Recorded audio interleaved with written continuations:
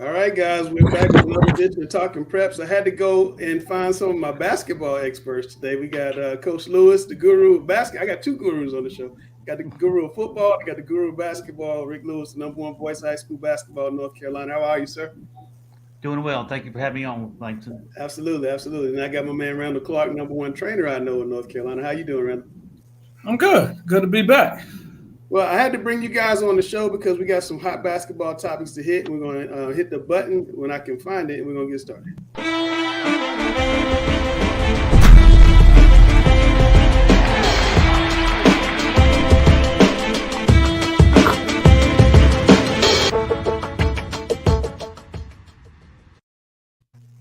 All right, so Randall, Rick, we've seen the news lately about pop-up schools coming up and star players leaving North Carolina. This week, we saw Brandon White announce he was going to Donda Prep in California. There were rumors about Robert Dillingham potentially going to Donda Prep. His father and a good friend of the family were both on Facebook. Everybody saw the post and what was said about Robert. They feel like he's been out of school, and they're just concerned. I just want to kind of get your thoughts on just the whole situation with pop-up schools. We have a lot of them around North Carolina. Are they hurting the sport? Could it be good for the sport? Just your thoughts. We'll start with Randall. What do you think? I think when it comes to kids going other places, it starts off on a case-by-case basis. In most situations, you'd like to see a kid go to a school that's established where you know that they're getting exactly what they need in order to get them to the next level. Because, we all know, like, sometimes that you just need, you need something different. There's some kids that need to get away from mom and dad, so they go to, go away for school, for developmental purposes, just to try to get what they need. But, when you talk about these schools that, just kind of pop up, you always worry about it because you just don't know. That's the reality of the situation. You don't know if it's truly what they say it's going to be. You don't know if what you is truly accurate, and there's no proof in the pudding. So being the first one is extremely risky, especially when you talk about being a junior, senior in high school and trying to play at the next level. Rick, you had a star recruit of this level. Would you have been comfortable? And Tyler went to Oak Hill. Would you have been comfortable sending them to one of these kind of pop-up schools? I wouldn't, but I think I'm a little bit different. I think for us, the family is the key to it. There's one thing you can't get back with your kids, and that's time. And I think, like Randall said, it's a case-by-case basis, and you got to look at it that way. In regard to Robert Dillingham, I don't know whether he's officially announced that he's going to Donda. When I first heard the news, I was a little bit shocked because here was a guy that was North Carolina's Mr. Basketball as a sophomore, and he was returning back to Combine as a junior. They were preseason ranked top 5 across the country. He played on the USA team, was the leading scorer, assist guy. He had everything going for him. He was a top 10 recruit. So when I first heard the news, it sort of shocked me just a little bit. Like, why would he want to do that? Because he had everything going for him at Combine. I think the other thing, too, that we have to take into the equation is when you send your kids off elsewhere, you're putting the responsibility on someone else to raise your kids. And I think the psychological part of it is the thing that's going to be missing. And a lot of these kids, by going off early, the thing that they'll miss is hanging out with their friends and their family. And I think that's most important. Gary. I hate it. I'm going to be flat out honest with you. I worry about it from an academic standpoint. What kind of accreditation are they going to have? If it's a pop-up school, I guarantee you they don't have very good teachers.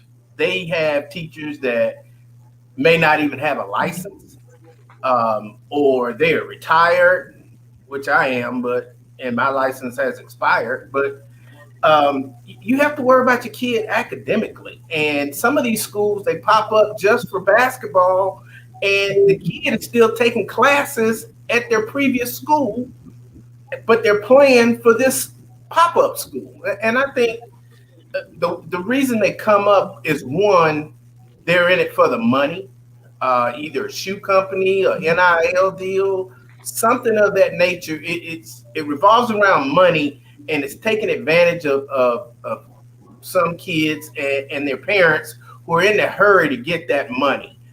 They can't wait, even if the kid is a can't miss NBA prospect. The parent just can't wait 1 or 2 more years to get to that money. They just got to have it now. I can't stand it. Now, that's not every one of these schools, but it's trending in that direction. And I think you're doing a disservice to the families, like Rick said, to the kid. And I'm not even sure if the coaching is that much better. And then they make promises to these families, and it's built on the backs of the kids that are not going to play college ball, but they've been promised they would, so that their parents pay the money for the kids that are going to play college ball. And I just think it's a seedy type thing, and I hate it. Well, Gary, you hit on some good points. And one thing that I want to also mention to you is we do live in a microwave society where we want everything instantly. Me personally, I think the academics are important, because one day that basketball will stop bouncing. No matter how good you are, it will stop bouncing, and you got to fall back on your education and then the academics. So I think those are some of the most important things that we need to look at. I think for a lot of these kids, though, they're looking at the quick fix. A lot of these young men really don't want to go to college. They want to get to the NBA or get to the G League and start making that money as quickly as they can. And I think you hit a good point there as far as the patience. I still think young players that have a great career, and let's use Dillingham as an example. He's a junior this year. He has everything going for him. He could have probably gone to college for 1 year, and let's say he's going to Carolina. To me, going to a college for 1 year is the biggest stock enhancement for a player that wants to get drafted by the NBA. And you look at some of the kids who have gone to college for at least 1 or 2 years, they seem to be drafted pretty high and are a lot of times lottery picks. This show is about education-based athletics. I refuse to give any amount of time whatsoever justifying these counter outfits masquerading themselves as schools and purporting to be something other than their chicanery acts. I refuse to give them any degree of credence whatsoever on a show that's about education-based athletics, because they are not about education-based athletics. So therefore, I will not address it on this show. I will not give any credence or legitimacy to it, as this show is about education-based athletics. And this whole notion of pop-ups or kids playing for a brand or whatever. You're playing for a brand? What is that like? We're evaluating players based on upside? What does that mean? This is an education-based athletic show, and these counter outfits are anything but education, let alone education-based athletics. I refuse to give any credence to them by discussing them on the show. All right, well, that kind of brings us to the next topic, which is the NIL. Randall, how much is the possibility of getting an NIL in high school affecting the elite recruits and making them leave traditional schools, like a Julian Phillips who decided to go to Link, Missouri, instead of staying in South Carolina, because they can go ahead and make the NIL money versus if they stay in the high schools which are affiliated with national federations? I completely get what can happen with the NIL, but in my opinion is, if I'm that good, if I'm Imani Bates, if I'm one of the top 5 players in the country, I'm going to go to school for a year or two, because there can be there's probably more money in that than there is in playing in the G League. There's only so much money that the G League can give you. And I honestly think that if I'm going to a place like Memphis where the people love basketball, I'm the guy, I'm sure that he's going to have a ton of endorsement deals and a ton of opportunities. Take advantage of those opportunities while enjoying still being in college, getting coached, and then worry about going pro. Richard. I would agree with Randall. I think the opportunity is, again, it's a patience factor with a lot of these young players. You can go to college for at least 1 year, and with the new NIL decision based by the NCAA, you're going to be more marketable going to college than going to the G League. And I think, again, the young players that go that route will be beneficial long term, as far as if they're at that 5 to 20 range as far as rankings. Those kids are going to get to the league one way or the other. I just think you're going to be more of a market value by going to college for at least 1 or 2 years, and that way the NBA can see that you're a proven commodity. If you don't do that and you go to the G League, it's not quite the same. Gary. Not only that, what Rick was saying, you learn life skills when you go to college. Okay, they learn to be accountable, to be on time, to live off a budget, things that we kind of take for granted. How to do interviews, how to respond to reporters, how to deal with social media.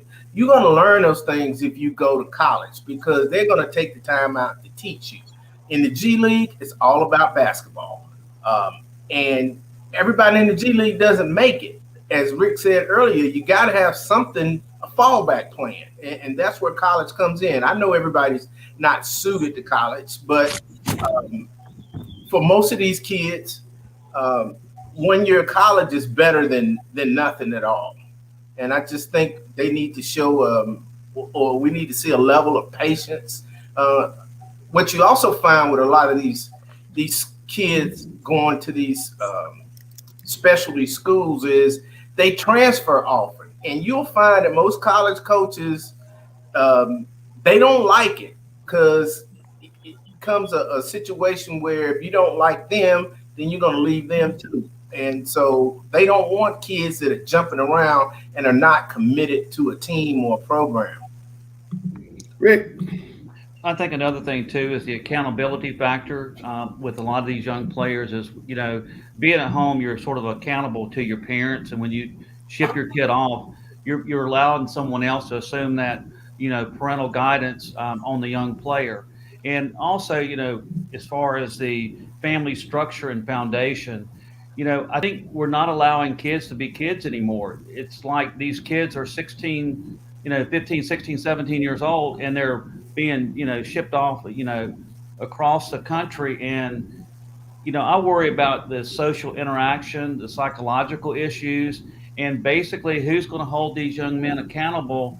And, being a 16, 17-year-old guy going across country or anywhere, you're going to be faced with a lot of problems. You're not going to have that parental guidance to help you through these situations. Alex, final word. More money, more problems. This is another thing. I'm not going to legitimize this foolishness by discussing this on a show that's about education-based athletics, because these decisions, which parents are allowing, are not in the name of education-based athletics. They're in the name of MONEY, bottom line. I'm sick and tired of all these people who are living in pipe dreams, thinking that they're better than they really are at whatever sport. If you're that good, you will end up where you're supposed to be. Whether you graduated from Vance High, now known as Chambers High, tribute to Vance High and the legendary Gary Richmond, or whether you graduated from West Charlotte High, the legendary Langston Wirtz. I mean, if you are that good, it will not matter.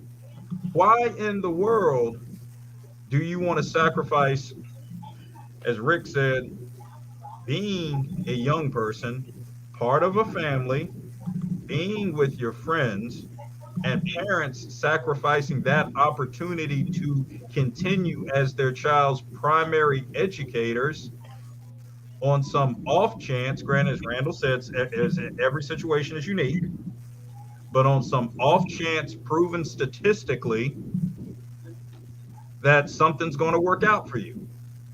If you're that good, it's going to happen in due time. Randall, what you say that? I'm not going to legitimize this nonsense by talking about it any further. Well, basically, what I was talking about is I'm talking about the kids that go to places like IMG and Oak Hill, places like that. Like every situation is different. Right.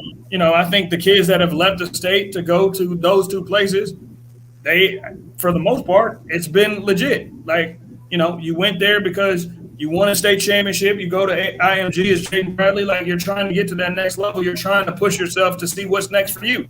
You've already accomplished everything that you feel you needed to accomplish in Charlotte. So you wanted a new challenge. Completely understand that. You know, Jeremy Gregory is another kid who left and went to Oak Hill this year. He needed to grow up a little bit.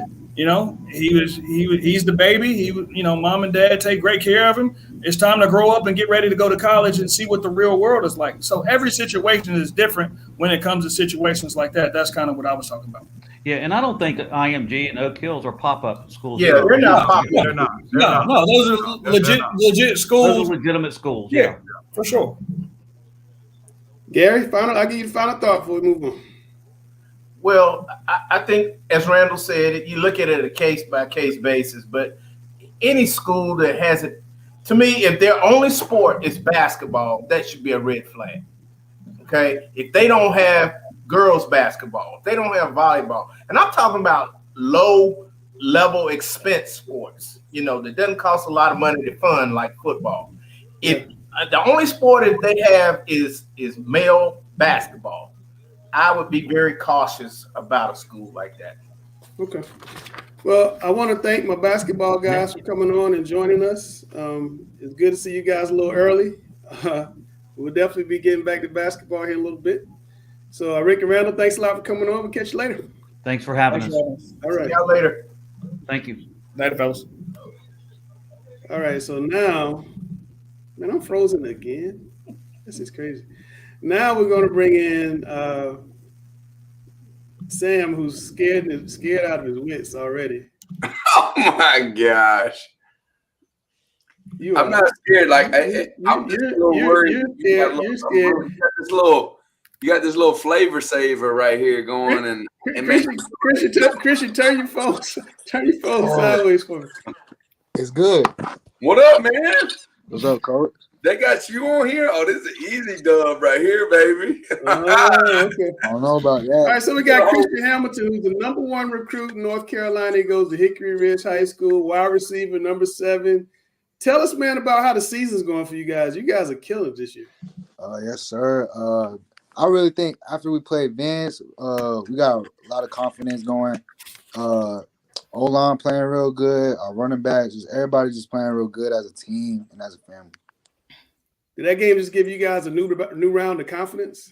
Yes, sir. We really felt like we could beat like anybody after them, or we could even beat them. To be honest. Yeah, Sam, this team has been killing everybody since that game. I mean, everybody. I mean, you won't want to see them in the playoffs, right? Well, I'm glad we 3A. I don't want to see them. With Jupiter Wilson in the coaching world, Jupiter Wilson, that's my best friend, and he does a phenomenal job of managing so many things at that school, especially that football team. Yeah. He's a guy you want to play for. He's very passionate. He's very emotional. He's attached to those kids. He wants what's best for them, and he does it the right way. Don't curse kids out. He demands greatness from them. I mean, he's top notch. Like, I love him like my own brother. And they're taking on his personality, his toughness. Yeah, Jupiter ain't scared of nobody. He wants all that smoke. He say he'll play anybody, anywhere, and his team's really starting to take that identity now. Christian helps when you have a special player like him, and then you got Alex, who's an unbelievable leader that beat me on the game show before. He's like one of the best leaders they have around. So I mean, they got a great makeup, and the O-line is probably the best O-line in the entire state. Hold on, Christian. Coach Richmond said he taught you how to block. Is this a true story? Nah, he did. I was a little shaky as a freshman. I ain't gonna lie. Gary, did you see this guy becoming a top-ranked recruit when you first taught him how to block? Hey, the kid is awesome. He runs great routes. He's one of those guys that goes to another level when the lights come on. Right. You know, in practice, he may not stand out all the time. Not that he doesn't practice hard, but when the lights come on, he's a dude. He's a dude, and he's the best dude in this area. Not on the game show, though, but he's #1. You see it on the screen. But his route running and his catching, that's God-given. I didn't teach him that. I just told him how to block. All right. He's got some gigantic legs. Before we get to the show, I got to put you on the spot, man. What's the school list looking like right now? Oh, I'm wide open. I just gotta see. I got more options. I gotta get more. If you had to make a choice right now, and I put a gun to your head, where would you go? Tell me what color they wear. I can't even say that. You can tell me the color. I can't say that right now.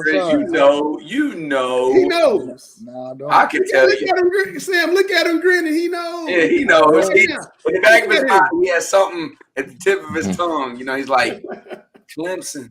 When are you going to like narrow your list, and when will you make a decision? I'm gonna start narrowing it down after the season. After the season's over. You got any visit schedule coming up? I'm going to Carolina this weekend for a game. Okay. And will you graduate early, like next January, and go to school early? Or you stay at home? Yes, sir. Okay. Yes, sir. Why is that such a big deal for kids now? Everybody's doing that now.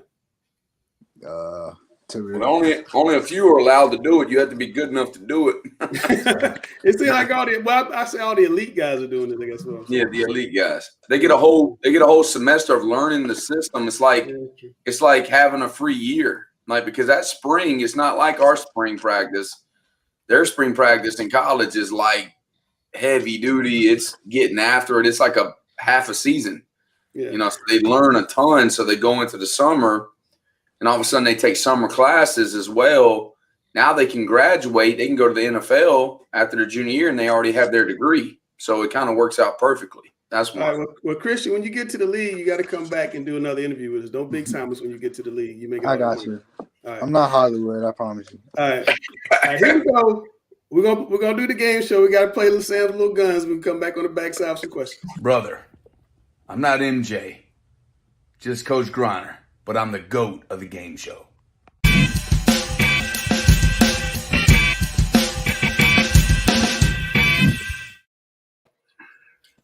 Don't be intimidated, Christian.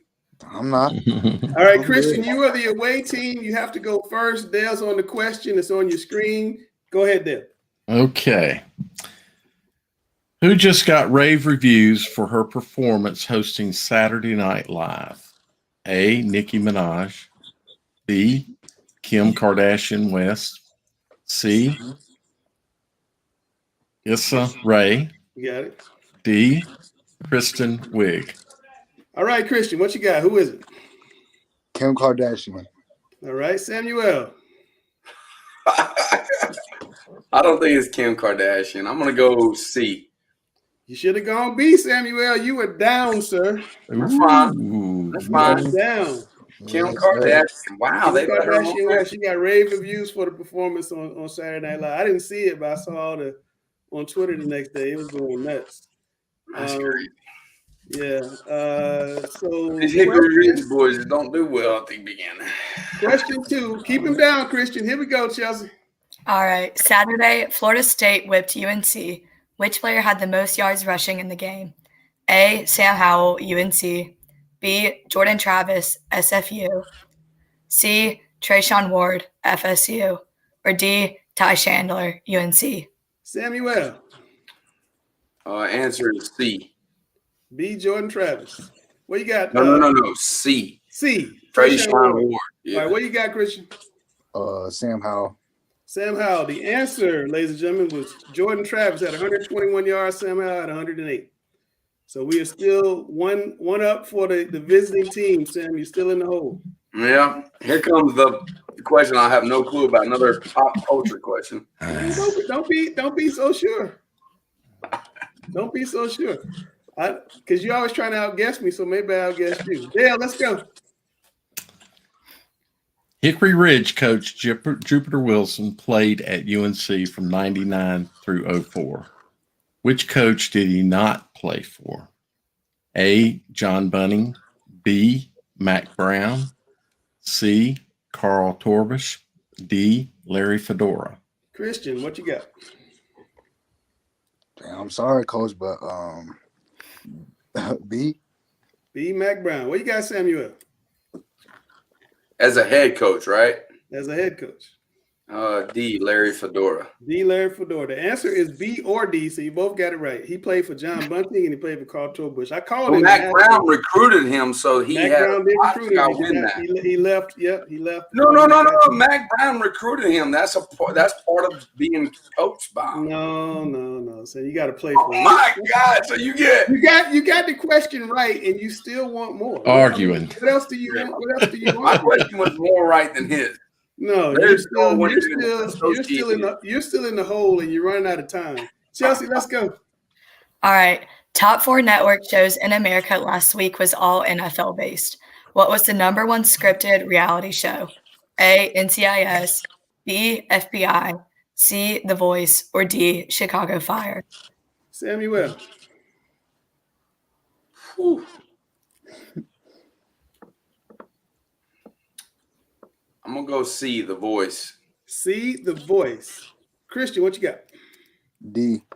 D. Chicago Fire. The answer is NCIS. So going into the last question, Christian, you are up. Sam is dormant. I can't get one right this time. That's such a huge show, too. Come on, guys. Christian, I really, really, really need you to get that why answer is right. football? I don't watch TV during football season.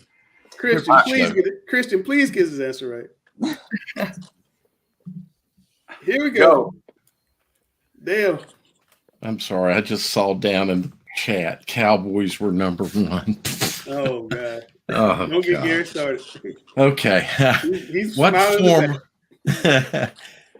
former NBA star is playing for the North Carolina A&T golf team right now? A. Allen Iverson, B. J.R. Smith, C. J.J. Redick, D. Reggie Miller. Christian. J.R. Smith. J.R. Smith. What you guys saying? Golly.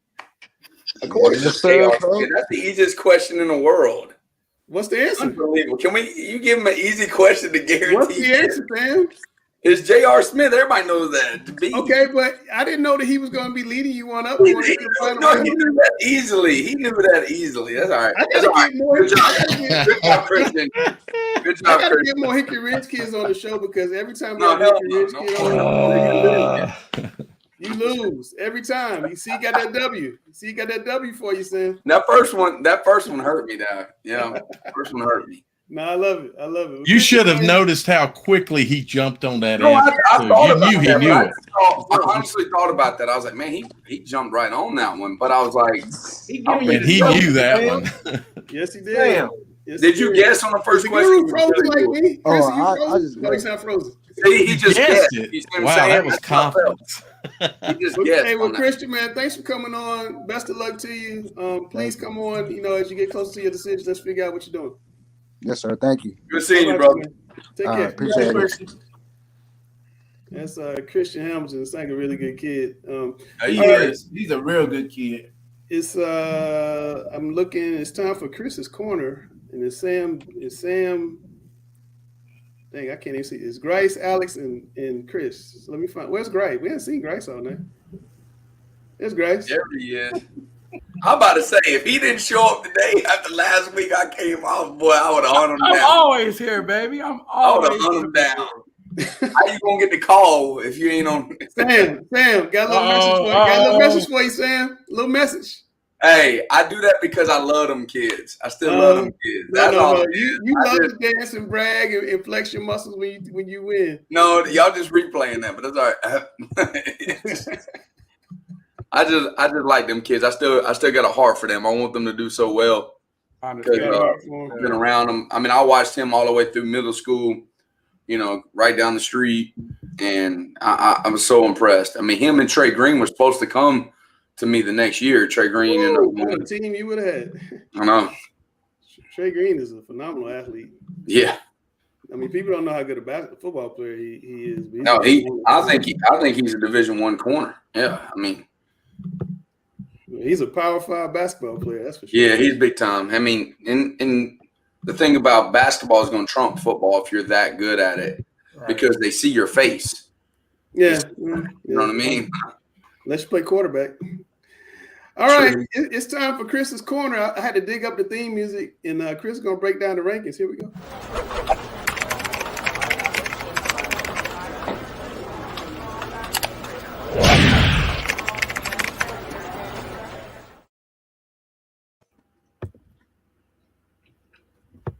Mute. Oh, Chris, that sounded like a good intro too. He was Yeah, going. Sorry about that, bro. Yeah, it's been a while since we've seen that intro. But yeah, I need to take myself off mute and get myself in there. But yeah, like Langston said, we're going to break down the top ranked teams here for North Carolina. Let's see which way we're going to start. We're going to start with the 1A, looking right there. Eastern Randolph stays on top, 6-0. Tarboro right there with them. Mount Airy. Mount Airy's looking solid, guys. I think that, Mount Airy is a team you certainly got to watch coming towards the playoffs. Thomasville as well. They seem to be getting right at the right time. North side there in Eastern North Carolina, they took Murphy to the brink of winning that championship in that spring game. I had a big win in the Anchor Bowl Friday night. They're doing well. Andrews fell. They were fourth or fifth. They fell a few spots, falling to a close game to Swain County. Mitchell's right there in the mix. Murphy, obviously. Mountain Island Charter moving up. I watched some film on these guys this week. I know the competition is not quite where they've played a couple of these guys like the Smoky Mountain Conference, but I'm not so sure this Mountain Island Charter team. I think that Coach Washington has enough talent there in the mix to really make a run in that 1A West title playoff bracket. Any thoughts on that? All I could hear was Grice sounding like a bull in a china shop just a second ago. Someone's about to fall. I had to grab it real quick. But no, I agree with you on Mountain Island Charter. I mean, I think they started rough, and I mean, kind of been under the radar here. I think what is it, 3 games in like almost a week there, so not hard to shoot up the rankings when you get 3 wins in a week or a little over a week. Yeah, no kidding. No kidding. Now, we'll move guys on to the 2A rankings. Reidsville, number 1. They've been number 1 for years and years and years, it seems. Salisbury's right there with them. Jalen Walker, the Hornets just really seem to be surging as well. Only giving up 1 game this year in which they gave up points. So that defense has been phenomenal. Northeastern continuing to get the job done in Northeastern North Carolina. They've played a good, tough non-conference schedule as well. Shelby, a huge 38-28 victory over Crest Friday night. I thought that was a statement win in a non-conference situation to propel them into the playoffs.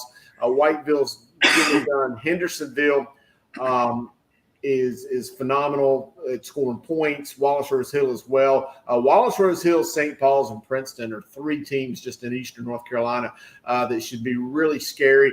St. Paul's is looking to cap off a big win tonight against Clinton. We know they're 3A or 2A Eastern power as well. Alex, what do you think out of them 2A rankings? And the beat goes on. Reidsville, to be the man, you got to beat the man until somebody gets it done. They're there. Northeastern continuing, like you said, very much so. Shelby right there once again. It's the same thing. And those 3 teams particularly, until somebody gets it done, there's no discussion.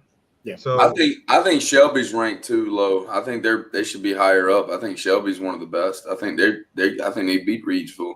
It's not that I disagree with you, Sam, but you look at the body of work that these other teams have put forth, and it's just hard. Who are you going to move? I mean, Salisbury is just absolutely dominant. So Salisbury has played a team in the 3A or 4A and dominated them. There was a top 5 team because Crest was a top 5 team.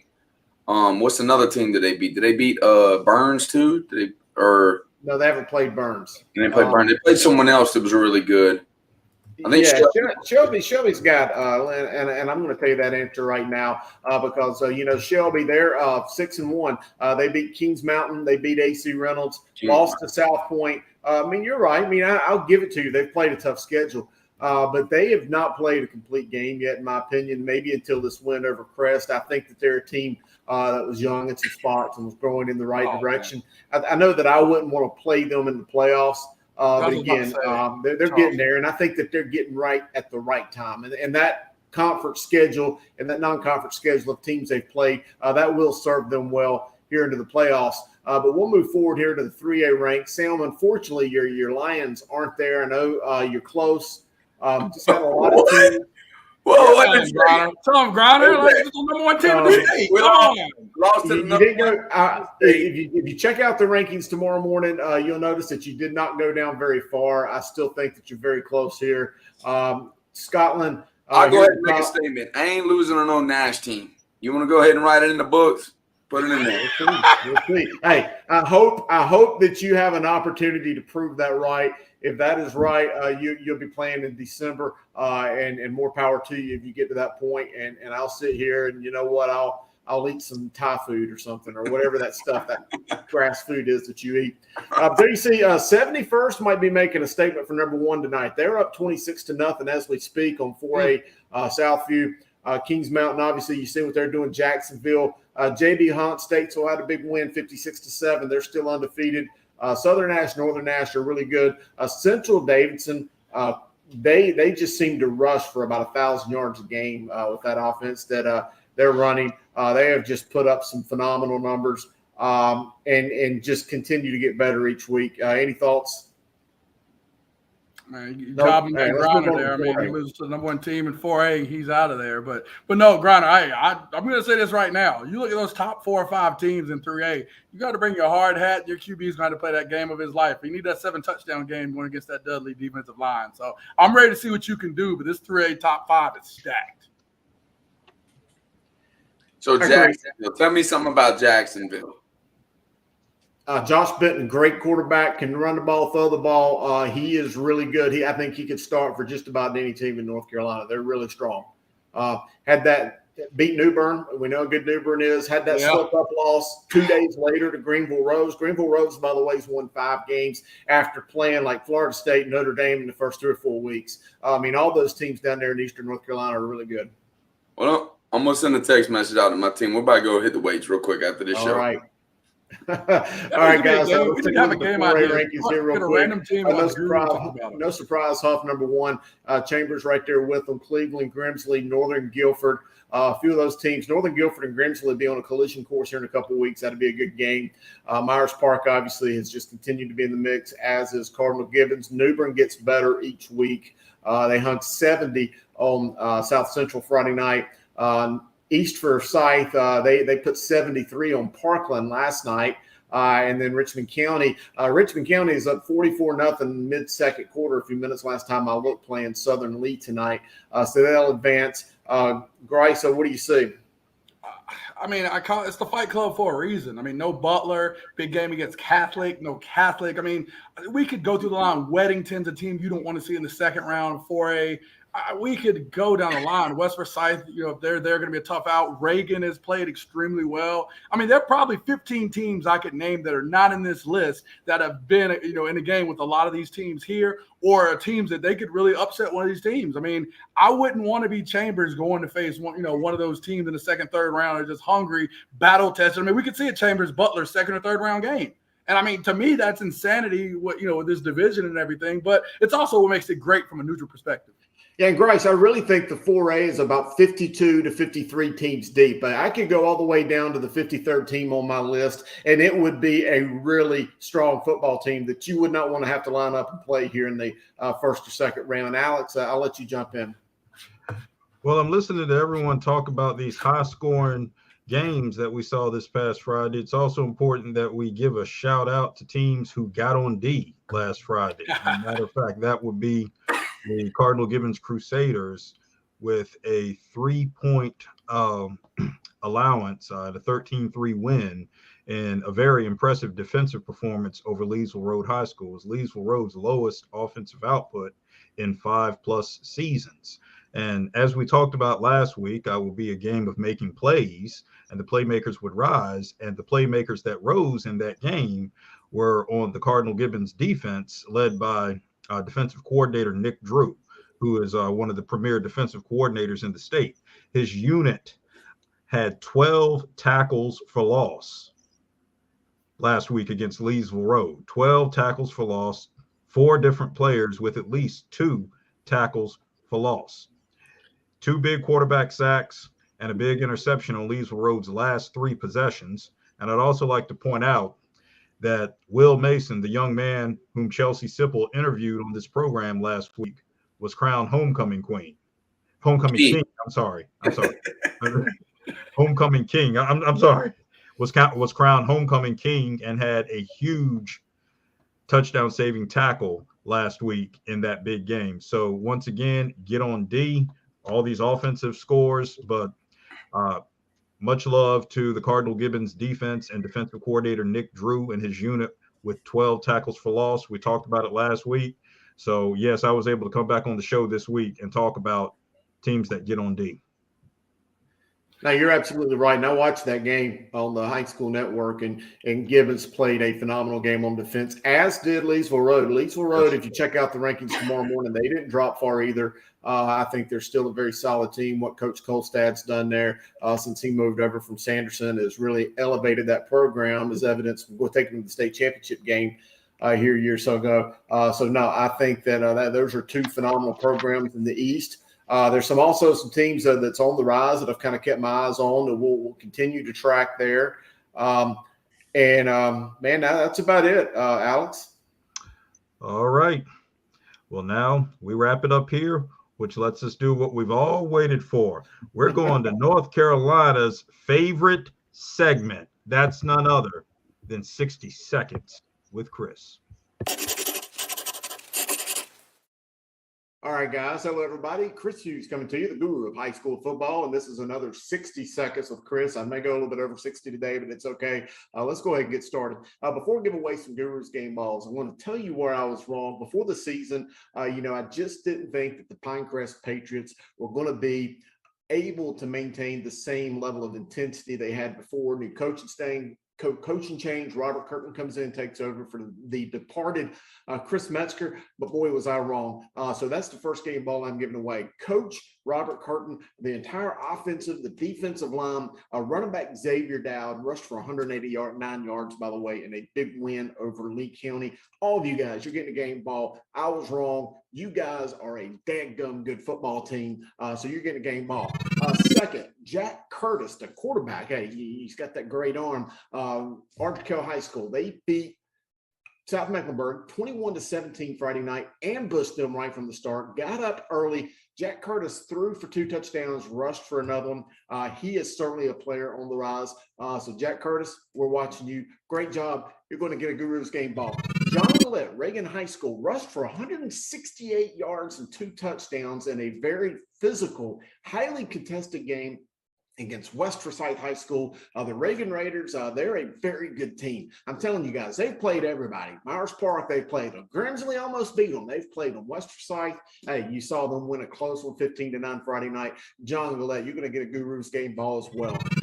Gabe Lillard, Swain County running back. They played a tough game against 1A Power Andrews. That's a Smoky Mountain Conference rival. Went there and beat them at 162 yards and 3 touchdowns in the game. You're going to get a Guru's game ball. And then let's go down to the far eastern side of North Carolina, Northside Pinetown. Let's not forget, Northside took Murphy to the brink of winning the state championship. Murphy prevailed, but Northside, they're right back there again this year. That is a very good team. Coach Keith Boyd, they are a phenomenal football team. So Mitch Godley and Marcus Clayton, the two running backs, they were phenomenal in their win. Monday night, the Anchor Bowl, defeating rival Southside, who also was 5-0, by the way. Big win. So you guys, Northside High School, you're getting a great job to everybody. Hey, Friday night, the biggest rivalry game in the state of North Carolina. You've got Pisgah going over to CE Weatherly Stadium in Tuscola. That is the big time matchup. Guys, if you're a fan of high school football, that is a bucket list kind of game. You got to get there. There's going to be thousands and thousands of fans there. And by the way, one lucky winner is going to walk away with, I don't know, maybe $15,000, $25,000. What's happened before. Go there, support those programs, especially that camp program. They struggled. Had some great tragedies with the club. So go check them out. That is the biggest game, the Hayden County Football Championship. And there's the bell. So that's it. Guru's game balls, 30 seconds or 60 seconds. Chris, it's more like 2 minutes. Anyway, guys, another week of high school football in the books. Week 9 this week. Go out and support your local team. We'll catch you next week. That was like a rapper, though. It's like you're rapping. I promise I didn't record it that way. Oh, man. No, either way, your segment is always good, man. That's fastest segment, greatest segment on here. Let's go to another one of our favorite segments here. Chelsea's World. Do we have music here? Yeah. Let's get that going.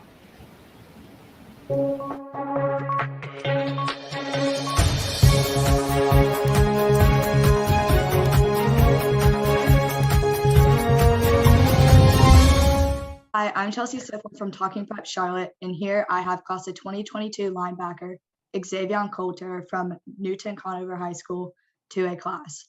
So Xavier, first I want to start off by discussing last week's game against West Lincoln, which actually went into overtime. Kind of discuss the team's performance, your performance, and that matchup overall. Oh, well, yeah, it was a nice little overtime thriller, but and we weren't able to come out with the win, but our defense played phenomenal. We knew that West Lincoln had a great player in Mason Avery, who I think is their running back.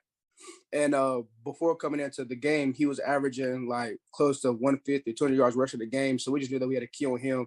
And I think that we did a pretty good job for that, about that, stuff like that. And then my performance, I just tried to key in on that all night and every other option or anything like that they had. And I ended up with like 17 tackles total. So I'm just really blessed to able to just to put that out there, even though we didn't get the win. But yeah. Yeah, well, what a great performance you had. And looking at your schedule, I know you guys have 3 regular conference games left. This is also your senior year. So with those 3 games left, how do you really want to close out the season? And how do you guys prepare for those games? Well, obviously, you're right on it. Senior year, I'm just trying to go out with a bang, I guess. Try to come out with 3 straight wins to in my senior season off with a winning record. And we're going to try to prepare as hard as we can for those 3 games because all those 3 games are not going to be. We have Bandy's, Bunker Hill, Maiden, as you said. So we just got to come in and just keep fighting and see what happens. For sure. And again, emphasis on your senior year. Kind of looking back at your past career in high school football, what's one game that really stands out to you, maybe as a significant performance, a team win, whatever? That's a great question. I'll probably say, honestly, my past game this year versus East Burt High School. That game I put up like 13 tackles, and I had my first career interception and a touchdown too. That's awesome. So I just wanted to, and I chose that because I think that is one game, like one aspect of my game that I just want college coaches to really look at. Is I know that I could come down here and make tackles and fill in gaps, but just showing that I could cover as well and play good and out in the open space and cover running backs out the backfield as well. Awesome. And kind of highlighting some of your accomplishments, just going through your high school career, what are some of your most major accomplishments as a student athlete? I'll probably say being blessed to make first team All-State my junior year. And then I'll probably say making second team my sophomore year because my sophomore year, that was my first time ever playing full varsity. And I believed in myself, but just to be able to be blessed with that accomplishment with all other guys across the stage, just a huge blessing for me at that point in time. That's great. And Xavier, and to those who don't know you as an athlete, how would you describe your work ethic, yourself as an athlete on the field? I think my work ethic is just, I think it's pretty great for a kid my age because I don't think a lot of kids can be able to say that they have like a true great work ethic, So I'm just blessed to be able to say that I actually have that. And on the field, I think that one trait that comes up the most is just my ability to interpret plays. Me, obviously, I'm not, like your typical 6'2", 6'3" linebacker, so I'm a little undersized at the position. But I think that my mental and my study of the game really makes it for that, and I think that you can tell that on film. Awesome. And, following that for your high school overall, your program, to those who don't know Newton Conover High School, what's the culture like there for your football team? It's a great culture, obviously not every team is perfect. So we have our little kinks and stuff like that. But Newton Conover, it's a small school, 2-way. So everybody knows everybody. And you can really just feel the love of the coach and everything like that as soon as you really just walk into place. And that extends further than just the football field. For sure. Well, Xavier, thank you so much for hopping on this interview. I really like to see how the rest of those games close out. And best of luck on your senior season. All right, Chelsea, great job. Grice kind of cut you off when we went in there. I was hoping that you would kind of introduce your guest. But how's it going? How are you enjoying the interviews? I mean, you seem to be really getting better from week to week. I'm enjoying watching. Of course, I get to work with you twice a week, so that's a win for me. But just tell us how it's going, how guys can get in touch with you, and just a little bit like that. Well, thank you, Chris. I love seeing in my Twitter DMs, we have parents, coaches, athletes reaching out for these features. And to anyone watching, if you want a feature, I know Sam kind of made a joke about this last week, how my DMs are open. But my Twitter direct messages are open to any athlete. Just message me saying that you want to be featured. And I'd love to set up something where you can share your story, shout out your football team and, showcase yourself as an athlete. My Twitter is @ChelseaSipple. All right. Awesome. All right, man. I thought we had a comment was going to flash up there. I don't see it right now. But anyway, here we go. Naranta Howard. I know Coach down there very well. Aron Harry, Newburn, 96-yard kickoff touchdown, 70-yard punt return, 50-plus yard reception rushing, all in the first half. That is in that 70-point victory over South Central Friday night. I'm telling you, that's Harry incredible. Moved up. Yeah. I think we're going to talk about him a little bit more here in the in the Mr. Football point. He is certainly in the mix with that. But man, what do you think about it, Grice?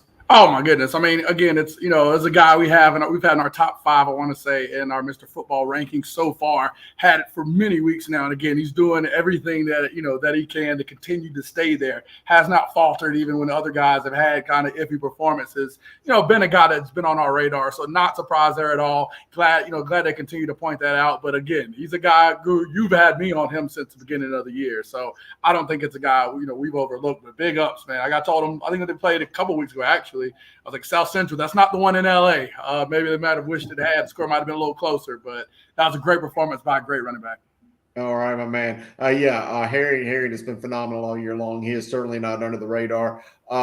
Great interview with Xavion. Thanks for you, thank you, Mr. Coulter. And again, Chelsea, all the kudos in the world to her. She handles 2 different shows she does a week on top of her athletics and her academics at the same time. So we couldn't do the show without Chelsea. Enjoy watching her grow, as we did with Kinsey as well last year. And luckily for us, Chelsea's only a junior. We should get her another year. But anyway, Grice, what time is it? Hey, it's time for all those who ball to see who really got the call this week. Let's drop that Grice's gem.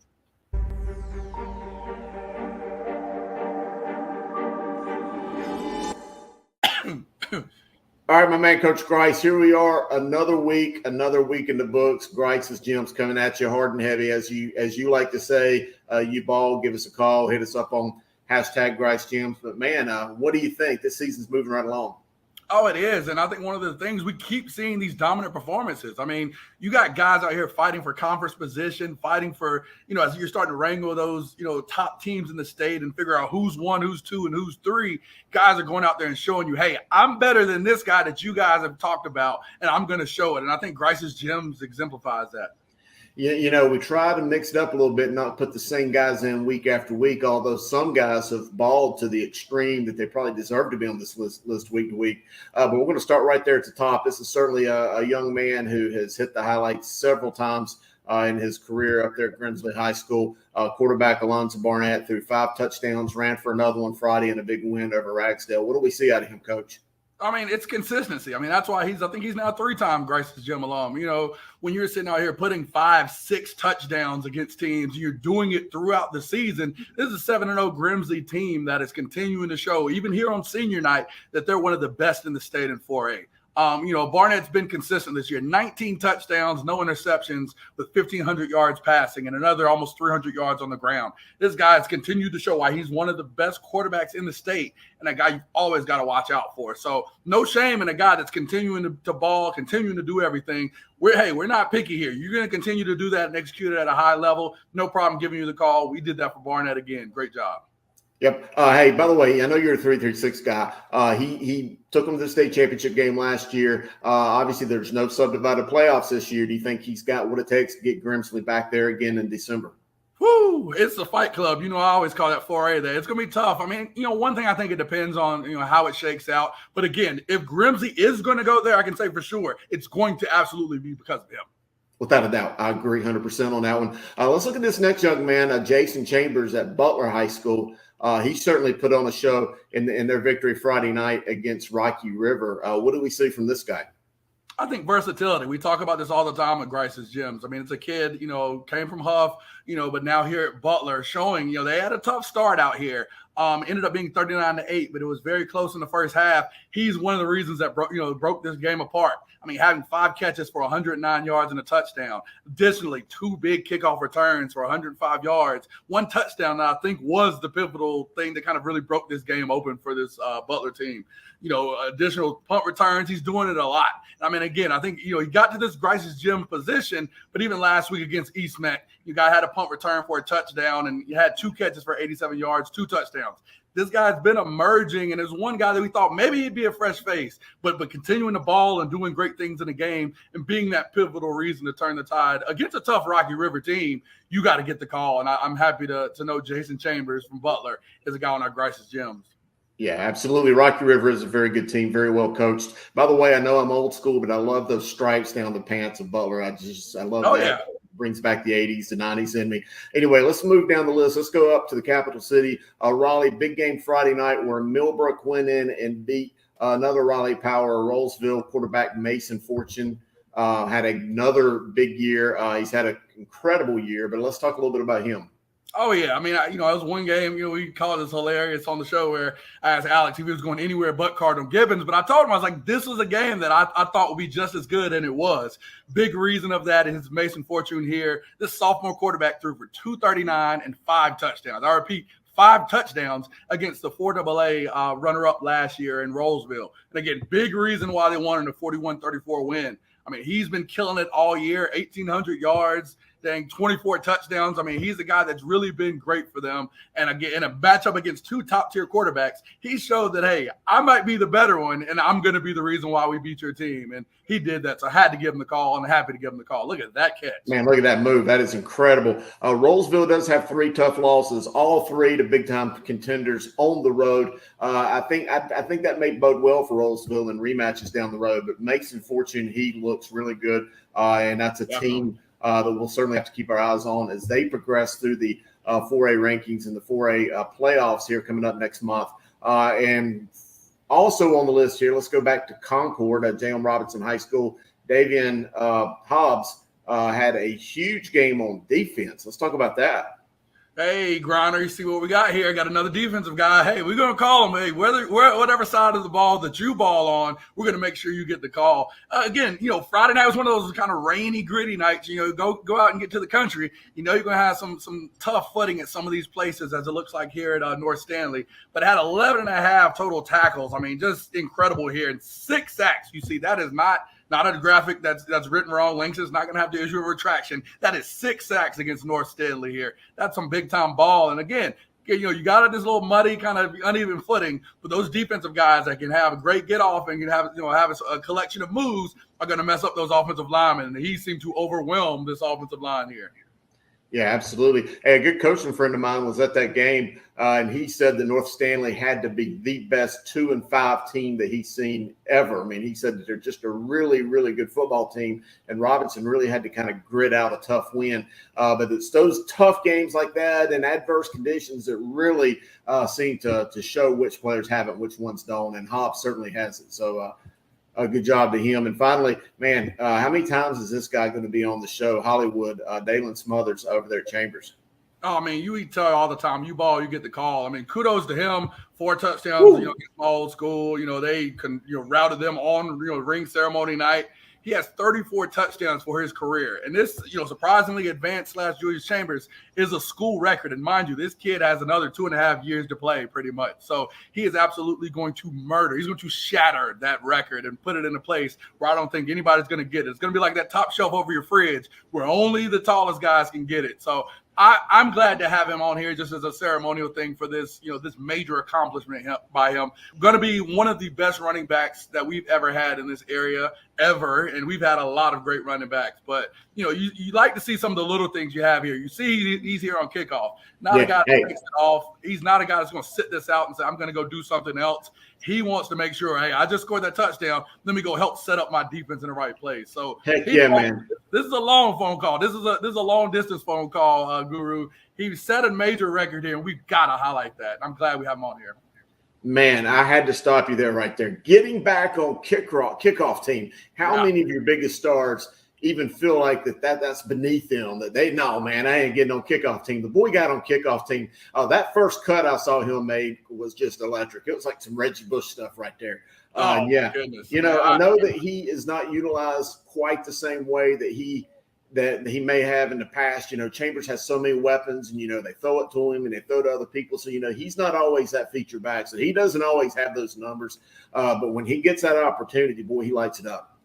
Oh, definitely. And I mean, we took a little longer with him, and I think it was, for a good reason. We want to make sure we give guys flowers when they're here. We want to give guys great, that time for their accomplishments. And Hollywood, man, our reigning Mr. Football, man, great job. I wanted to make sure to give extra time because you balled and you've been balling since you come out here at this high school level. We had to give you a long distance call this week for that. But hey, again, if you want to reach us, want to be at Grice's gym, think you had a great Friday night performance, contact me at Coach Jay Grice, as you see there on the bottom, at Guru Chris Hughes, at Langston Works Jr. Let us know. I appreciate everyone reaching out. And I think some people are starting to realize my 6-catch, 99-yard, and a touchdown may not cut it because we have some amazing performances from Dare to Cherokee in this state. But we're going to highlight you if you balled, especially now as we get in these big games. Show you're better than that guy in front of you. The way you can do it is the ball. So, Guru, always glad to do this with you.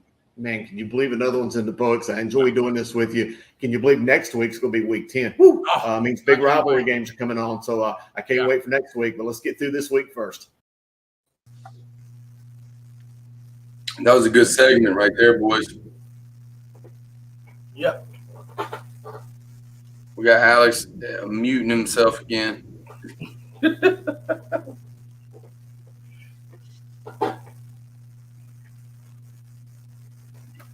We good. Gary, take it on. Take it on, Gary. All right. The rundown. Dale, what's the best game you saw this weekend? I really enjoyed the game I saw Friday night. Hey, Friday's the Audrey Kell, South Meck. That game was close game, tale of two tales. That was a great Friday night of football for me. So I enjoyed that. I certainly didn't enjoy my game Sunday. So get a little disappointed in my Panthers. How about you, Sam? What's the best one you saw this weekend?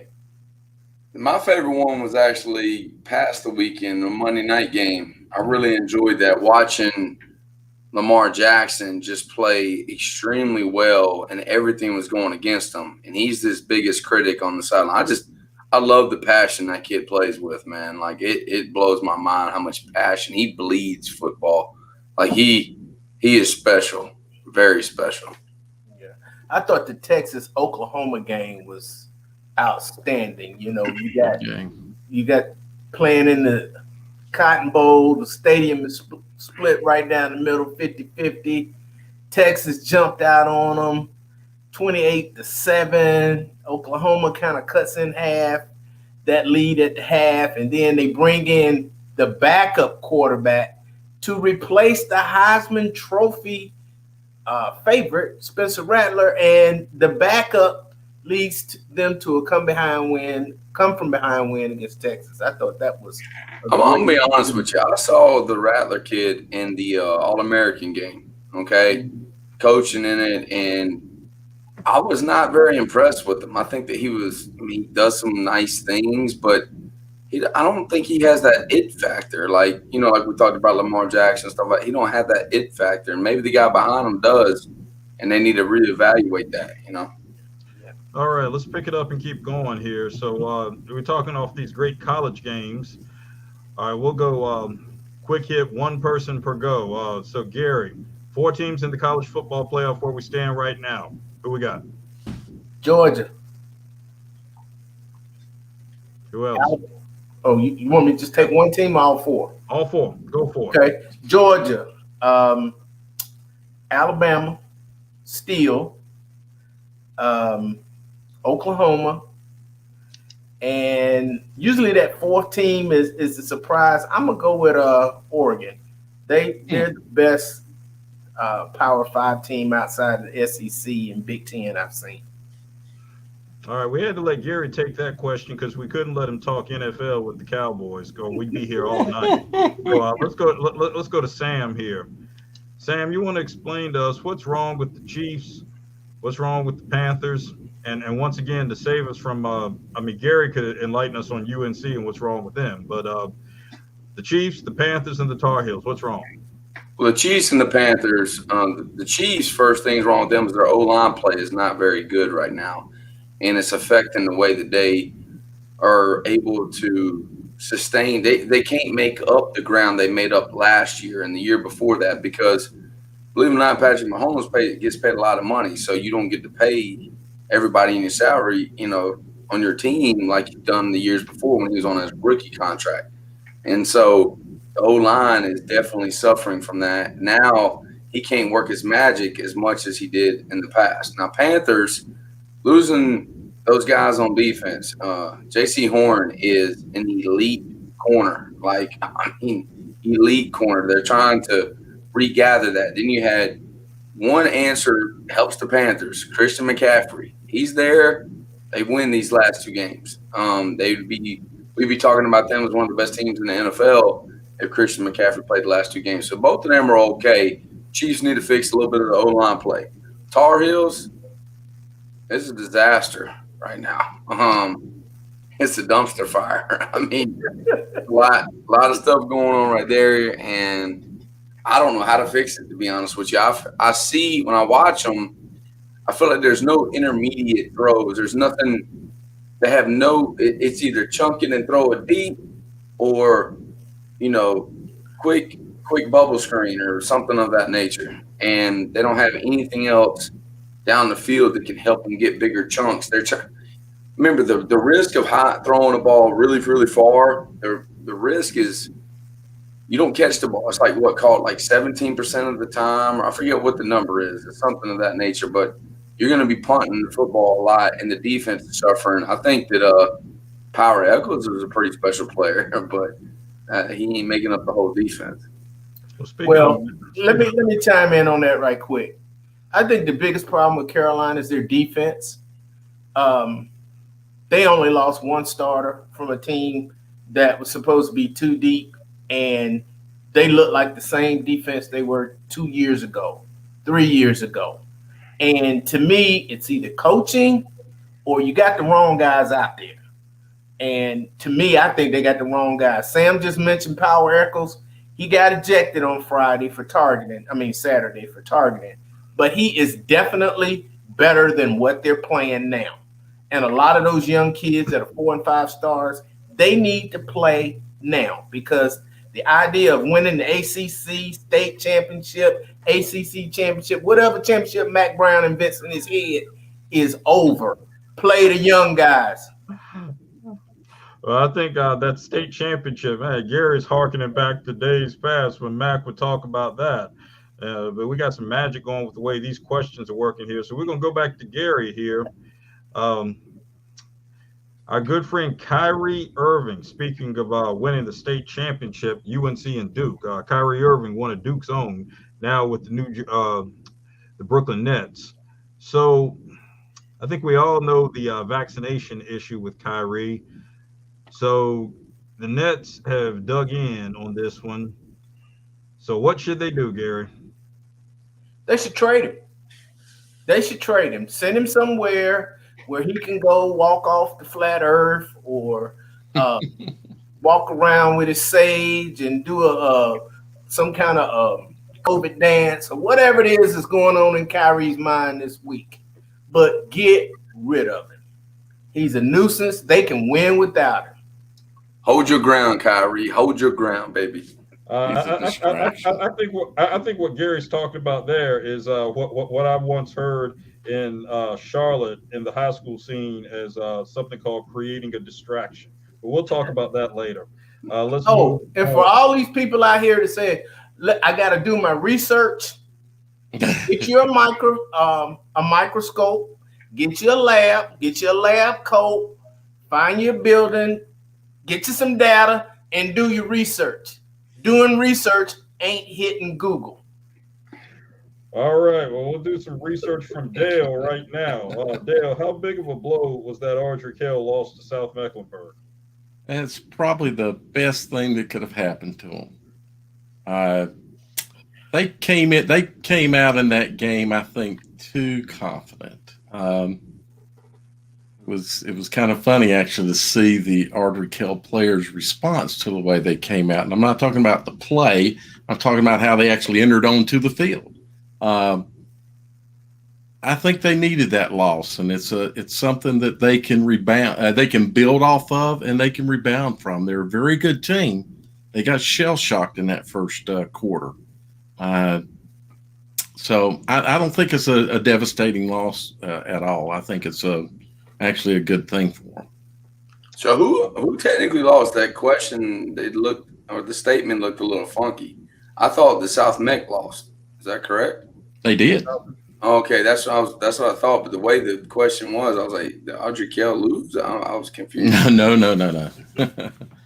All right. Well, let's keep on moving ahead here. Let's go to Fresh Faces.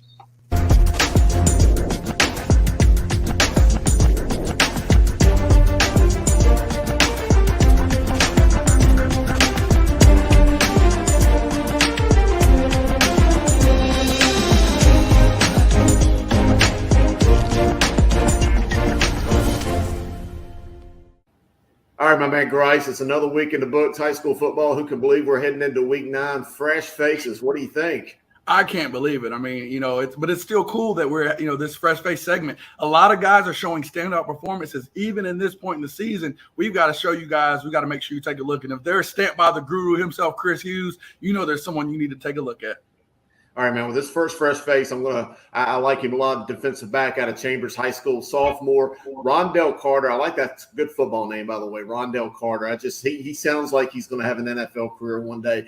Maybe he does, maybe he doesn't. Look at the film. Tell me what you think, Coach. Oh, man, he's a great football name, great kid. He's not a fresh face to me as, I coach him on our 7-on-7 team. But, Coach Akers and Coach Ken and, the defensive coaches there really are big on this kid. Again, he has a lot of great performances. And you see the Chambers schedule, top talent again. He's facing Huff. He's facing teams like Cardinal Gibbons, facing the Highland Springs team up in Virginia. He's doing great, and he's a guy that they put on these top targets. And he has had only 2 passes completed against his targets and allowed 0 touchdowns. I mean, this is a guy that, fits into that Chambers mold of an athletic, tough defensive back, and a guy that's going to make sure, hey, if you're on his side of the ball, he's going to ensure that he blankets you like a blanket. He's going to make sure you get nothing. He's certainly playing against top-tier competition week to week, so I think that certainly increases his value to college coaches. So, we're going to see him for 2 more years, certainly tear it up, and they've certainly got a playoff run as well. This next guy, we're going to go to Eastern North Carolina, Johnston County, Smithfield-Selma High School. Isaiah Dawson, his coach, and to give you a little bit of a background, head coach Deron Donald of Smithfield-Selma and I coached together at Douglasburg. He's played Arena League. He's coached for a long time, got some college experience. And he tells me that this young man right here, this receiver, has next-level ability. You can just see him right here already getting a lot of interest from some schools. I think he's got a chance to be pretty good. What do you think? Oh, definitely. I mean, one of the big things you see the blazing speed. I mean, guy DB was there. He just ran right by him. Anytime you see that on a highlight, that lets you know immediately that this is a guy you need to watch and circle on your scouting report every week. His size, it says it's only 155, but he does a lot of things that seem to show like he's a lot bigger than that. I mean, this is a kid that he's an outside receiver, so someone that's not afraid of catching a ball short, but also I like when they have blocking highlights on the film. He's getting that guy out of the club and ensuring that his receiver has a lot of open grass before he gets touched. I love to see that with the receivers. Yeah, when you can visibly see on film a player gaining ground, just the acceleration level like he has, you can tell that he's got just those next level jets to really get the job done. So again, another one of those fresh faces that we'll keep our eyes on, Coach. This third guy that we're going to look at is right back here in the Charlotte-Mecklenburg region. Sun Valley sophomore running back Tony McFadden had 204 yards, 3 touchdowns against Piedmont. That's big time numbers. Tell me about him, Coach. Oh my goodness! I mean, you love to see that from a guy here. At Sun Valley, of course, going through a lot of issues with the head coach resigning abruptly 3 weeks ago, showing themselves being on the good foot since that decision was made, and he's a big reason why. I mean, a high volume, high carry running back, even at a small stature, you see right here, he's not afraid to get in between the tackles, put that foot down, and get upfield to get big time yards. And again, like you said, I didn't know what to expect, of them, of course, after everything was going on, but we can clearly see right here that this guy's built for it, and he's going to be a guy you need to watch out for the rest of the year for some big time numbers. Man, he gets through that first level and gets through those linebackers, and it's bye-bye. That guy's got some jets on him for real. Again, another one of these guys we'll keep an eye on. Our final fresh face for the night, we're going to go up to the northeastern part of the state, Elizabeth City Northeastern High School, and Shamar Sutton, a receiver, junior receiver, has 4.48 speed, 30 catches, 7 touchdowns this season. His coach, Antonio Moore, said that he has a lot of what he sees of Josh Downs at Carolina on Saturdays. Oh, goodness. I mean, and again, we see the versatility here. He was able to take a punt return to the house, a guy where we clearly saw that 4.48 speed immediately there. We see him here on the stutter and go. He's a guy that can go get it. And when he catches that ball, he's taking that catch and he's getting more yards, and a lot of times finding himself in the end zone. I don't feel bad for that DB. I think he knows what kind of speed that guy has and realized very quickly he can't match up with that. So that's some big play talent there from a guy up in the eastern part of the state. That talent still is right there with a great coach and a great program. I love the animation on this video. Big dog status. Woof, woof. That DB, by the way, gave up 20 yards to go. I guess you got to feel sorry for the DBs. He's got another year left, and I have a feeling they're our third-ranked team in the 2A. They're going to make an extremely deep run. They may be in the state championship game for all we know. But we'll have to keep an eye on Northeastern.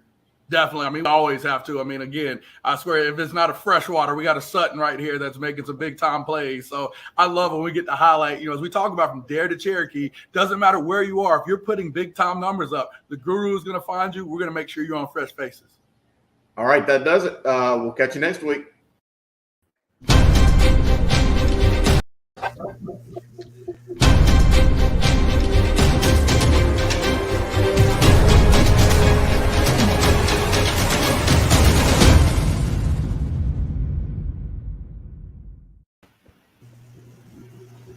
It's time. Our Mr. Football watch list here. So we've met, and here's our football watch list. What is this, Guru? Week 10?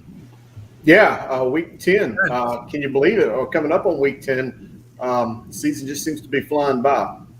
All right, so here week 9. My bad. Yeah, you got it, Guru. I'll let you take this right here. Let's go. Oh yeah. So anyway, Dalen Smothers had that incredible performance Friday night.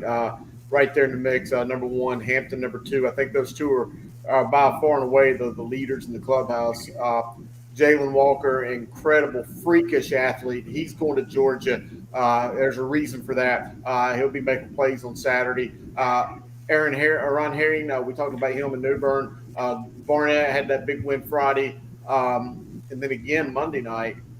Or no, Friday. My bad. Hudson's still there in the mix. James Pierce, again, another one of those freakish defensive linemen. Christian Hamilton, we had him on the show tonight. Jacob Newman, Fortune, Lucas Linhoff, Hamrick. A lot of the same guys. And we do see Gavin Gosnell at Hendersonville. He is just putting up video game numbers against really good competition, too. If you go really dig deeper into that Hendersonville schedule, they've not played, those typical Sisters of the Poor. You might see some 1A or 2A teams play. Jaden Brooks, again, big-time numbers. Marquise McCombs had a big win Friday, 43-14. He had incredible numbers over Brevard. And then Corey Casely, that guy just seems to be in a video game.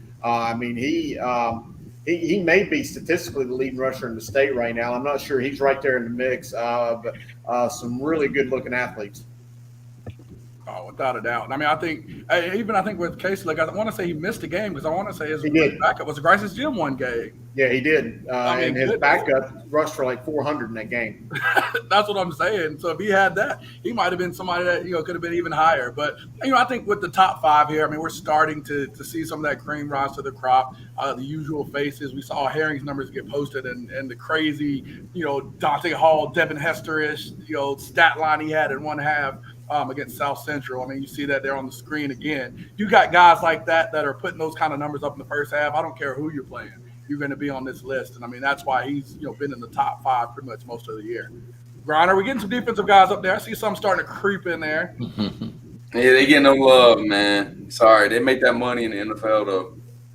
All right, I just want to let everybody know. So, big news, highlighted, reggae air horn, whatever you need. We are cutting that list. So say goodbye to the Sweet 16. We're going down to the Dirty Dozen. That's right. There will be 12 guys on the list starting next Dirty week. Dozen, baby. Cutting them down. Got to cut it down. So we're getting to that point. And again, that 12 is not locked. So even if you're in a situation where you come out here and give away a game and don't play well, we will find you and you might be off of our list. So guys can still play their way onto the list. The winners will be announced. We've said that now. The winners will be announced the week before the state championship game. Again, as we've done before, the 3 finalists will come on a live talking prep show on a Tuesday where we will announce the winner. So that's a big thing. You want to get in that top 3, those guys that are kind of jockeying their way for position. Now's the time for your big performances. So just want to let everybody know, continue to ball because you're still going to be on there, but we're cutting that list down to 12.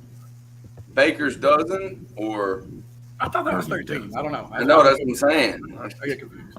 All right, Jonathan. Sounds like a plan there. Thank you very much. That's Jonathan Grice, 336 made, 704 paid. And if you ball, you will get the call. And for those 2 reasons right there, by day and by night, the Grice is right. Let's go.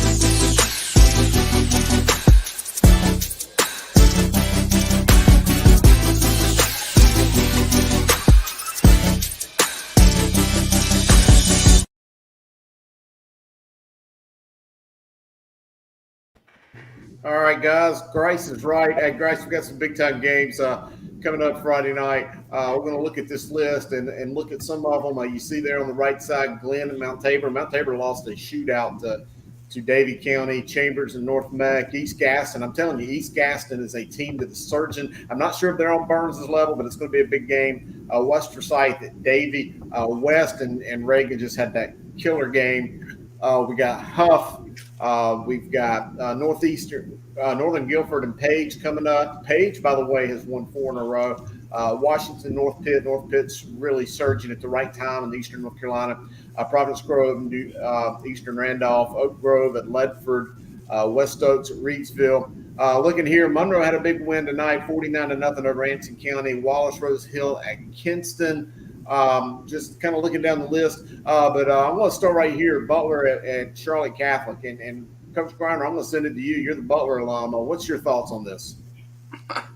That's a tough game. I think Butler's heavily more talented than, Catholic is. It's just Catholic is so well coached. They do a lot of good things on defense. You're going to have to win a low-scoring game. I don't think you'll see a big blowout win by Butler. I think they'll have to win something like 20-14, something around there. That'd be a high-scoring game if they can get 20 points. Yeah, no, I do think it's going to be a defensive-dominated game. I don't think many of us would disagree with that. Dale, Charlotte Latin's going to Raven Gap. These are what I think to be the 2 top teams in the NCISSA, the private school league. What do you think about this one? They are. Latin's undefeated.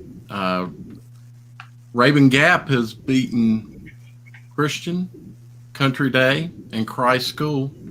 Latin's beaten Christ School and Charlotte Christian, but Raven Gap won their games by 2 scores or more. So Latin got to travel to Raven Gap. I think it's going to be a tough ball game, but that's for tops in the conference right now and tops in private.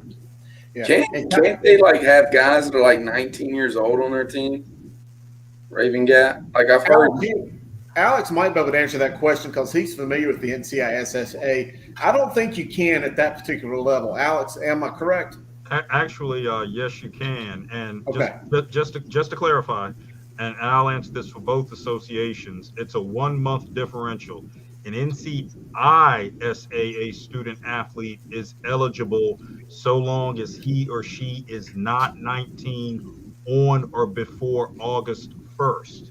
An NCHSAA student athlete is eligible so long as he or she is not 19 on or before August 31st.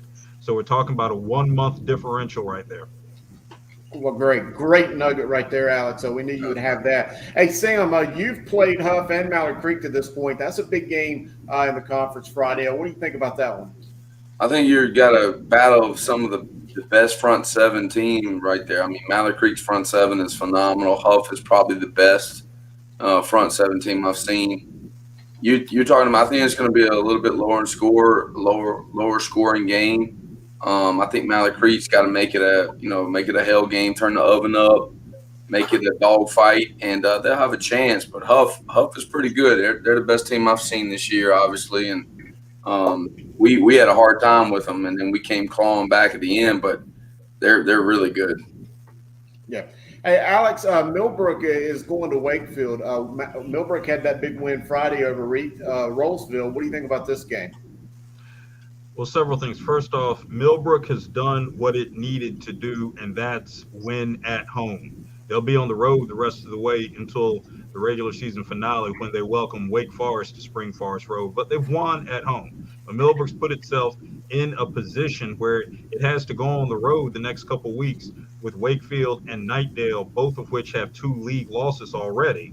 And Millbrook's in a very favorable position. I think what we want to watch out for in this game particularly, they're looking for 2 milestones. First off, Wesley Grimes, the star wide receiver, who very well might make his way onto the Heisman watch list in midseason because of what he's doing. He's 110 yards away from 1,000 receiving yards this season, and this is going to be his 8th game. And 15 touchdowns already. Now that touchdown pace is ahead of Devontae Smith's Heisman campaign last year. The yardage is pretty comparable. Devontae Smith had 903 receiving yards through 7 games last season at Alabama. The other milestone is also on is for someone also on the Heisman watch list. Mason Fortune, the tremendous sophomore quarterback, with 1,791 passing yards and 24 touchdowns to just 1 interception through 7 games. So he should exceed 25 touchdowns and 2,000 passing yards this week. So, I mean, just great things to watch right there individually, but also Millbrook's in a great position team-wise, even on the road, because of that big win last week. 2 road games against two lost conference teams already. So Millbrook's in great shape. Wow. High efficiency passer right there for Fortune. That's the main reason he's on that Mr. Football list. Great insight right there, Alex. Dale, South Mecklenburg is going to host Olympic Friday. I know that you're familiar with both these teams. In fact, you saw South Meck Friday. What do you think about this big game? Well, this is going to be Olympic's second, what I would say, real game. They've had a fairly light schedule. They played Weddington and lost, so this could be a tough ball game, playing a tough team that's trying to bounce back from a tough loss. So I have to say I think this is a South Meck ball game here. I think there's a lot of stuff going on at Olympic right now that doesn't look very good. Right. You know, just based off how we've seen South Meck play, I have to agree with you right there. You know, if I had to pick a game to go to Friday, it'd be really hard for me between 2 of the biggest rivalry games in Western North Carolina, one being the biggest rivalry game in the state, in my opinion, with Tuscola and Pisgah. The Mountain Heritage hosting Mitchell, that's going to be a big game. I really like the intriguing nature of Pinecrest and Scotland and the Sandhills. I think that's a big game. But I think it's time for us to drop the music for our game of the week.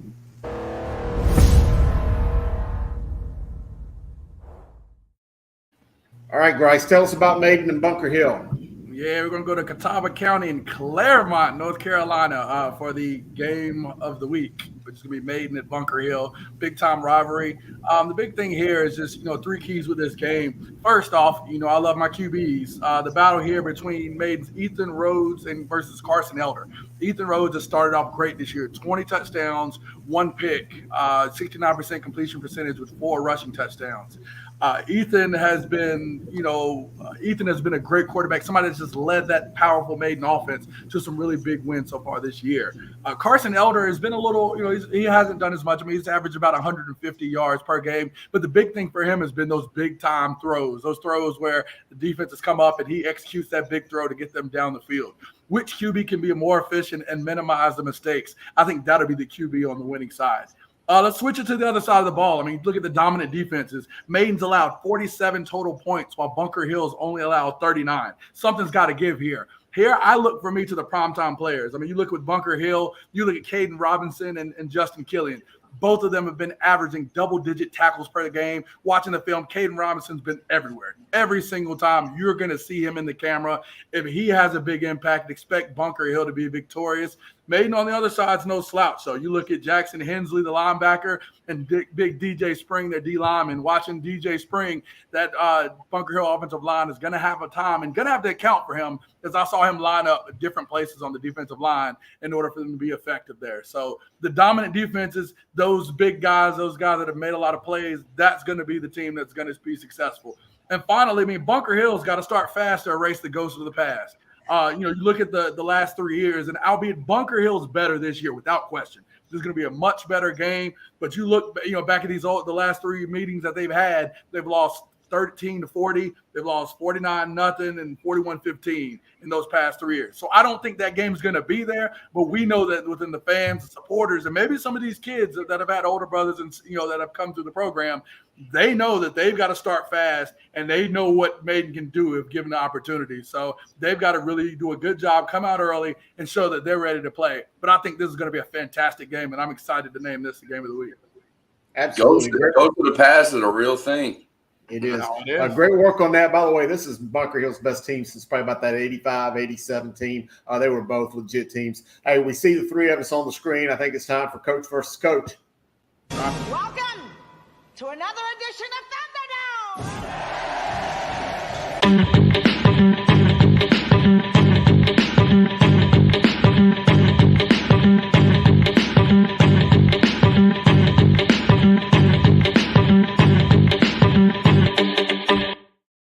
All right, I already know the deal, and that music already got us hyped up for this first question. Grice, I know you won the toss, and being the offensive guy you wanted to receive. Let's go ahead and give it to you. All right, what's your pregame music playlist?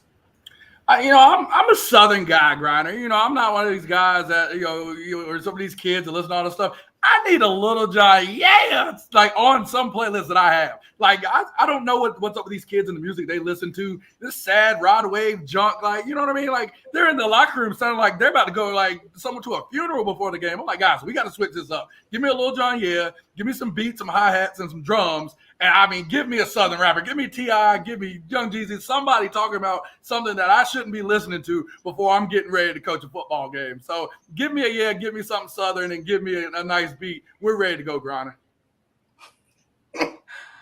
Honestly, don't need music at all. If you ain't ready for it, music ain't going to get you there. The only music I look forward to is the national anthem because I know it's a game time then. That's it. No, ain't need no music. All right. Hey, come on, man. Get out of here. Got to play if your heartbeat ain't beating, like if it ain't echoing the game, like your soul's not. I can just listen to my soul cry. I want to play. Let's go. But we're not playing. I did my homework growing up listening to music. It helps me get in my zone. I call plays in the pregame with music on. It helps me get in my zone. I'm used to doing work with music. I got it. We ready to go, baby. I got you. Yeah. All right. Well, hey, let's move on to question number 2. Coach Griner, this is for you. What is your way too soon high school coach of the year? That's tough. I mean, I guess you'd have to go with Jenkins. I mean, Jenkins right now, just because he's best team in the whole state. There's not a team out there that can beat him unless they're dethroned. Like, Malacree's got to come up to the table. They had a bye last week. They've had 2 weeks to prepare for them. Hopefully they come out there. Hopefully 3's playing. and we'll see what goes on. But, I mean, I think he's doing the best job. Surprises, I don't think there's a lot of surprises out there. So it's hard to say like, oh, a coach just made a drastic shift, So I think that's tough to call. Yeah, honestly, I was right there with you. I mean, if I have to divert and go to a number 2, I'd probably say Jupiter Wilson. I mean, you look at a couple, a touchdown with 6 seconds left away from, having one of the best records in the area, and a guy that's really done well. What's your guy in Pinecrest? Not the guy that replaced Metzger. Curtin, I think it is. Like Curtin should be in the mix. He should definitely be in the mix. I think he, had a couple of wins that made you, raise your eyebrow to say, Metzger did a fantastic job, but definitely I think Curtin's exceeded expectations so far from that year one expectation of him. So that would be kind of my, group in the mix there with Jenkins kind of over the top. What's wrong with Gary in the background? Which is hot. Sam can't listen to music. He got to fix helmets, tape angles. That's the thing. That's a true head coach. That's a true head coach. You're working. My coach of the year, if I had to say it right now, would be Clayton Trivet over at Central Davidson High School. Yeah, I'm with that. In the top 10. Three Catawba football alum. 2, 3, 4 years ago, they were the worst team in the 2A. They couldn't scratch a win. And to see where he's built that program in a really short amount of time, I think that's really impressive. They've been knocking on the door for a year. And again, it's too early. That's where we go. Coach Grice, this final question here. We're going to start with you. Should kick returners and interceptors be allowed to bring the ball out of the end zone? Oh, the perfect week for this. When Griner, I saw it on the Griner's tape. That Huff kicker's going to kick it through the uprights, man. Like, what do you say? Like, give my number 3 a chance to return it. He's the fastest man in 4A, 100-meter dash. Give my guy a return. I don't care if it's on the track. He's going to get it back to the 30-yard line. And if you're not careful, he's going to take it to the other side of the track. So, yes, I'm an offensive guy. No, get that ball out of there. I'm tired of you defensive guys. Get all your tricks. Get all your weapons. Now they got a rule in to where if you kick the ball in a certain place, we can't advance the ball. Like, what kind of crap is that? Y'all always complain about pass interference and all this stuff. You actually have a rule that if they kick the ball in a certain place, we actually cannot move the ball. That is the worst rule ever created, and this is not talked about enough. You eliminated a whole category of player because you defensive guys wanted a rule just so you could protect and put the ball in a certain place. You can't return the ball if he kicks it out of the end zone, so it doesn't even matter. So it's 1 yard. If it gets on the 1, it's good, but here it's not. What's the difference? So your number 3, as good as he is, he's going to return it 9 yards deep in the end zone. He would return it. He'd have the green light. I will take my money with him. You've seen him. I will take I understand that. And all of a sudden, you end up starting out on the 20. One tackle. I don't care if you miss the tackle on the 1 yard. You miss that tackle, and he gets in front of you. Hey, give me your house keys. You ain't catching. The thing is this: it protects high school kids. The biggest impacts for collisions are on kickoff return. Those are the biggest impacts we see in any part of the game. That's why the NFL has adjusted it. That's why they don't even return it anymore, because they're saying if you let it go in the end zone, we'll give it to you on the 25, not on the 20. So just take that. Colleges will get to that eventually. High school, this is the one rule that I think that if you make it to the end zone, you're a pretty good kicker. Not all kickers can do it. You're going to face 1 out of 5 kickers that can put it in the end zone, like on a good conference. That's my point. It hurts. It hurts schools like. It's a great advantage if you have it. Charlotte. How many schools in more impoverished areas? It creates another barrier because it's hard for you to find a kicker that can do that. Great soccer programs, they're able to find that. It's very rare. You're like the further you kick it, the higher the impact can be. I'm just saying it protects. I wish on the 35 and let's go. Hey, don't tell me. Put it on the 35. Let's go. It'll don't tell me you can't find a coach. Hey, for being legit offense, you got to drive 80 daggone yards. Just go. Hey, don't tell me you can't find a kicker. I used to coach kickers, and some of the best kickers I ever had were offensive tackles that you put the dadgum front, the flat toe shoe on, 3-step, boom, kick it. And they don't kick it in the end zone. Yeah, hey, Gary, did you have an offensive lineman kicking, Gary? No. I can hear Gary now. Hey, get your butt back in the 3-point stance. I can hear Gary. But what about interceptors? Y'all didn't comment about a guy to get a pick in the end zone. You don't want him coming out? Oh, I want everybody going. If you can turn it into offense, go. The kickoff thing, I get the safety aspect of it from that standpoint, but that's fine. Look at Langston. All right, ladies and gentlemen, for tonight's singing of the Star Spangled Banner, please welcome Sam Griner. Okay, maybe not quite. But at least Sam will give us his final thoughts. I'm excited about Friday's game. We have an opportunity at West Charlotte to win the West Side Championship, something they haven't done in a long time. And I'm really excited. We're going to go black out on Barry. We're going to bring out the black unis. First time, all black. Got our West Charlotte colors still on there. Got approval from the alumni. And I'm excited about that because that was a big deal. So come out there, wear your black, get you some West Charlotte black gear, and let's go black out on Barry, baby. Go get it. And there you have it, ladies and gentlemen. And that's a wrap for this week once again. And there we go. We'll see the all-black uniforms at West Charlotte. Sam knows the deal that the Alumni Association had to sign off on it. And maybe in addition to the blackout with the all-black uniforms, we might also hear a debut of Sam Griner's singing career. And he'll lead us off with singing the national anthem. Yeah. All right. Well, that's reason enough for everyone to be at the West Charlotte game this Friday right there. But in the meantime, this is Talking Preps for another week. First, we acknowledge the one and the only Langston Wirtz, who is here with us this evening. He is here. That's Sam Griner. That's Jonathan Grice. That's Chris Hughes. That's Dale Ross. That's Gary Richmond. And I, the most unworthy one to be with these fine, distinguished gentlemen on this panel, and Mr. Wirtz, I, in all my lowliness and unworthiness, am Alex Bass. That's Talking Preps for a week. Thank you all for being here. Have a good evening. You're the best one, Alex. I Yeah. want my West